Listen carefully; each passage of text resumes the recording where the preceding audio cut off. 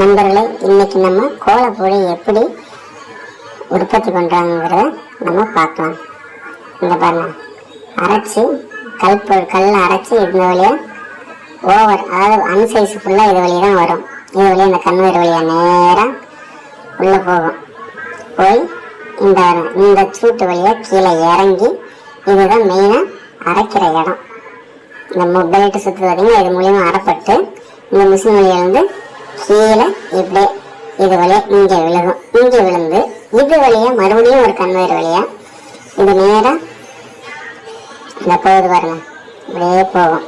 இது போய் மறுபடியும் இந்த செயின் மூலமாக இந்த கன்வேயர் இழுத்து இங்கே கீழே உள்ள வந்து இந்த கல் கொட்டுது பாருங்க. கொட்டி இது வயர் கன்வேயர் மேலே ஏறி இப்படியே ஒரு வைப்ரேட்டர், பெரிய வைப்ரேட்டர் இந்த பார்த்தீங்களா, இந்த பெரிய வைப்ரேட்டர் வழியாக ஜலிச்சு நமக்கு தேவையானது கீழே இறங்கி தேவையில்லாத நம்ம முதல் பார்த்த வீடியோ மாதிரி அந்த சைடு போயிடும். இப்போ இது வழியாக வந்து நம்ம அளவு கோலப்பொடி சைஸுக்கான தேவையான வலை உள்ளே இருக்கும். அதில் ஜலிக்கும். இந்த 4மே வைப்ரேட்டரு 4மே நல்லா ஜலிக்கும். ஜலிச்சு அது ஃபுல்லாகவே இந்த பார்த்துருங்க, ஆள் வேலை பார்த்துருக்காங்க பாருங்க. அது ஃபுல்லாகவே இதோ சுற்றிட்டு பார்த்தீங்கன்னா இந்த ஒரு பைப் வழியாக உள்ளே விழுந்து அது ஸ்க்ரூ மூலியமாக தள்ளி அது ஃபுல்லாக இந்த சாக்குள்ள விழுகும். இப்போ பிடிச்சி கையில் காட்டுறேன் பாருங்க. இந்த பாருங்க, விழுந்துட்டு பாருங்க. இதுதான் நம்ம பயன்படுத்துகிற கோலப்பொடி. எப்படி இருக்குன்னு பாருங்க. இதுதான் இப்போ இந்த பாருங்க, கோலப்பொடியை இவங்க பிடிப்பாங்க. இங்கே வந்து டஸ்ட்டு கூட இதில் வந்துடும். அந்த வழி வந்துடும். நமக்கு தேவையான கோலப்பொடி இதில் வந்துடும். இது இந்த பைப் எதுக்குன்னு நான் சொல்கிறேன் உங்களுக்கு நான் சொல்கிறேன்.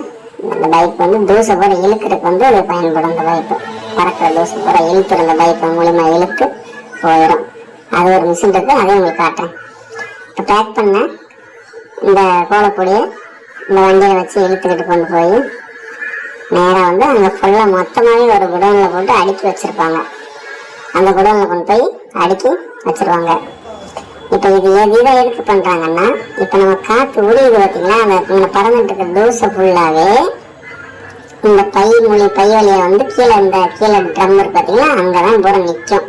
அப்போ ஒரு அளவுக்கு மேலே போயிட்டால் தூசி இழுக்கிறது குறைஞ்சிரும். அப்போ வெளியே பறக்க ஆரம்பிச்சிருக்கிறதுக்காக இடையில நிப்பாட்டி இது போல் ஆட்டி விடுவாங்க. இந்த பார்த்தீங்கன்னா நான் சொன்ன மிஷின் இதுதான் ப்ளோயரு. இது மூலமாக தான் இந்த பைப் லைனில் போய் வருங்க. இந்த வயர் பறக்கிற தூசை பூரா இதுதான் இழுத்து இப்படியே இந்த பைப் வழியாக போய் அந்த பை வழியாக போய் இந்த ட்ரம் வழியாக இறங்கும். அது நிறைஞ்ச பிறகு தூசை இழுக்க இடம் இல்லாமல் போகும். அதனால் இதை நிப்பாட்டி இந்த மாதிரி வேலை செய்வாங்க. அடுத்த காணொலியில் சந்திப்போம். நன்றி. மற்றும் சுவாரஸ்யமான வீடியோக்களுக்கு நமது கணேஷ் மணி யூடியூப் சேனலை சப்ஸ்கிரைப் செய்து, லைக் செய்து, சப்ஸ்கிரைப் செய்து, மறக்காமல் பெல் பட்டனை அமுக்கவும். நன்றி, வணக்கம்.